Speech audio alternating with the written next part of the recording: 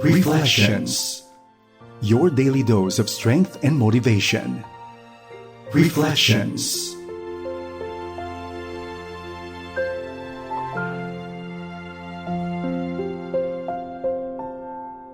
Ikaw ay nakikinig dito sa programang Reflection sa FEBC Radio TV. Magandang araw sa iyo, kaagapay. Ako po ang inyong kaibigan, si Ruthel Ramadizon.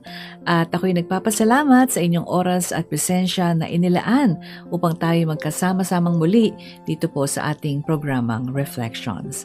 Bayaan niyo pong basahin ko sa inyo ang ating verse for today from Psalm 37:16 to 19. It is better to be godly and have little than to be evil and rich. For the strength of the wicked will be shattered, but the Lord takes care of the godly. Day by day the Lord takes care of the innocent, and they will receive an inheritance that lasts forever. They will not be disgraced in hard times, even in famine they will have more than enough. Psalm 37:16 to 19.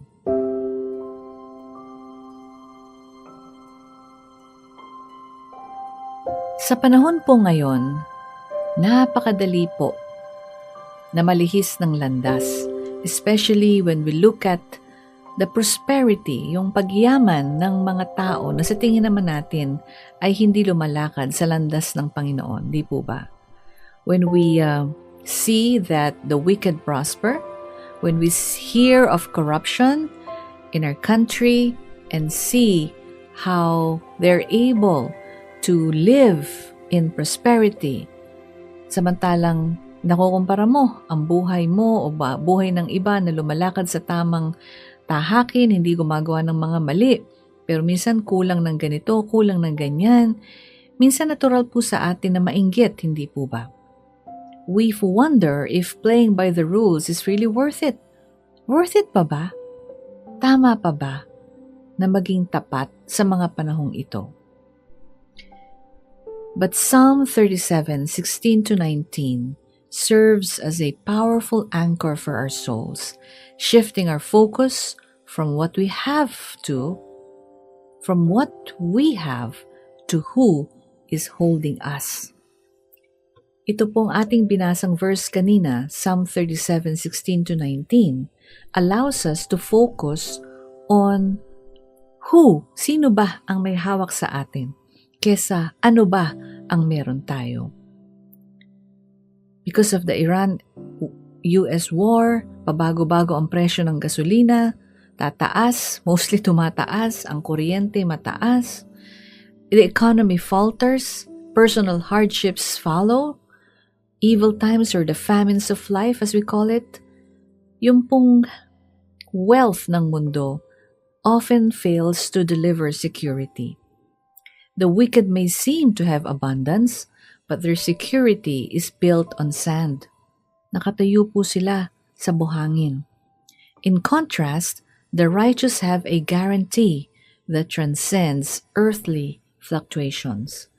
Samantalang yung mga godly, the people who belong to God, they have a guarantee that whatever happens, the Lord has their back. God knows the days of the upright. His provision is not always about overflowing bank accounts, but about unshakable peace, yung ating kapayapaan na hindi matinag ng sanlibutan, lasting joy, and a permanent inheritance that the world cannot give or take away. Let this truth comfort you. A little bit of God's grace in your life is better than all the treasures of the world. When you align your heart with His ways, you can trust that He will give you exactly what you need right when you need it. Let us pray. Dear Heavenly Father, marami pong salamat sa inyong paalala sa amin sa araw na ito, that it is better to be godly and have little than to be evil and rich. For the strength of the wicked will be shattered, but you, O Lord, will take care of the godly. And day by day, it never will fail, that you will take care of the innocent, and they will receive an inheritance that lasts forever. The godly, the innocent will not be disgraced in hard times. Hindi mapapahiya ang taong lumalakad ng tapat at naaayon sa iyong kalooban.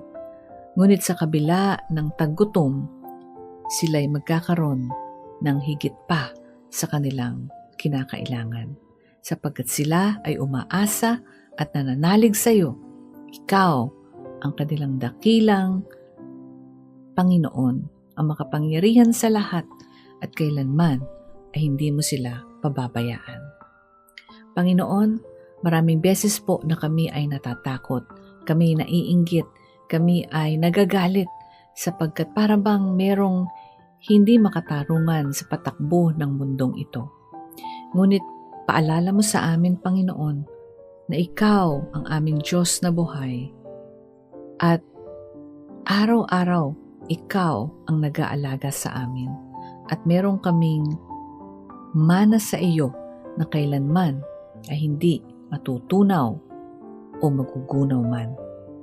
Hindi kami mapapahiya sa oras ng kagipitan at maging sa tagutom kami ay kakain ng masagana. Sapagkat Ikaw ang aming Panginoon, ang Diyos na buhay at kami ay sa iyo lamang tanging umaasa. Sa pangalan ni Jesus na aming Panginoon at tanging tagapagligtas. Amen. Maraming pong salamat sa inyong pagsama sa akin dito po sa programang Reflections sa FEBC Radio TV. Ako po ang inyong kaibigan, si Ruth Larama Dizon. Magandang araw po sa ating lahat. Reflections.